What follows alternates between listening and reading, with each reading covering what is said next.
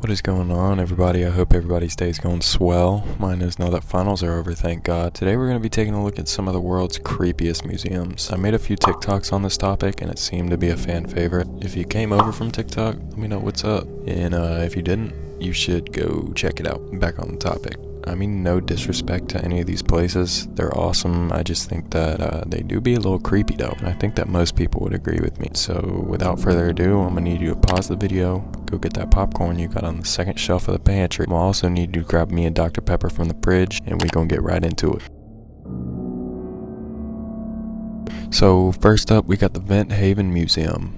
The Museum of Ventriloquism. I think that's how you say it. For those of you that don't know what ventriloquism is, it's pretty much when people make it look like a puppet or a doll is talking when it's really them. And I've seen some pretty talented ventriloquists, but this place, it'll probably give you the heebie-jeebies. This place is located in Fort Mitchell, Kentucky, and has a collection of over 1,000 dummies. Some even dating back as far as the Civil War. Like, just look at their eyes. I'll catch you guys in the next one. No, I'm just kidding, but even one puppet is enough to creep me out, let alone 1,000. You know me, you always gotta do my research. I found that ventriloquism was at one point considered religious practice. Some people even believed it was a way for God to speak through a human. Now, on the other hand, some people such as author Joseph Glanville, he wrote books about witchcraft and stuff. He claimed that ventriloquism was a form of demonic possession and was the devil using a human as a mouthpiece. It's definitely one of the most interesting things I've heard. Me personally, I also keep up with like paranormal investigations and stuff. As someone who watches that stuff, I could see where it can make sense, but I don't know, man. To sum it up,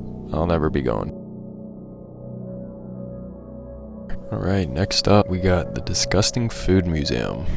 Now, this one is pretty self-explanatory, but I'll give you a background so you're familiar. This place is located all the way in Sweden. The Disgusting Food Museum tries to define what makes food disgusting and even invites those brave enough to try some of their delicacies. I think delicacy is a perfect word to describe some of the food here. This place has got sheep eyeball soup, cow stomach, worms of all kinds, coffee made from animal excrement, turtle soup. I could keep going, but I think you get the idea. They offer over 80 quote-unquote delicacies, and even looking at some of the pictures online, I think I'll give it a hard pass. There's even a video up of people eating some of the world's most disgusting food. But yeah, that's the Disgusting Food Museum. I'm gonna go puke really quick. I'll be back in time for the next one.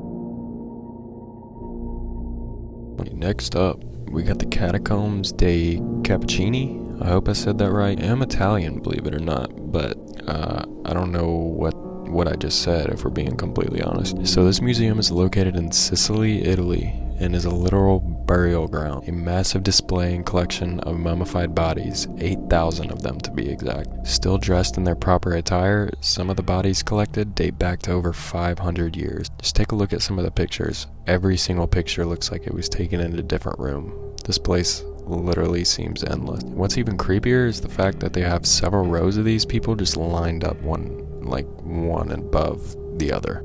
Now, I thought it was a little weird that these people weren't buried properly. I think anyone would have thought that. But after scrolling through their website through a bit, in the 16th century, people were found naturally mummified, so the living at that time saw it as an act of God to mummify and then display. Thousands of people joined them, creating a 5-corridor underground museum of mummies. This place reminds me of the Paris catacombs, where millions of people were buried and only some parts of the tunnels were open to the public, but the majority of the tunnels were illegal to explore. Wonder if this place has an entire section of buried people that just isn't open to the public, maybe? I wouldn't be surprised, to be honest. I know that there are a few other places that have these long corridors where people have been buried, but this place seems like it would be a hot spot for that type of stuff.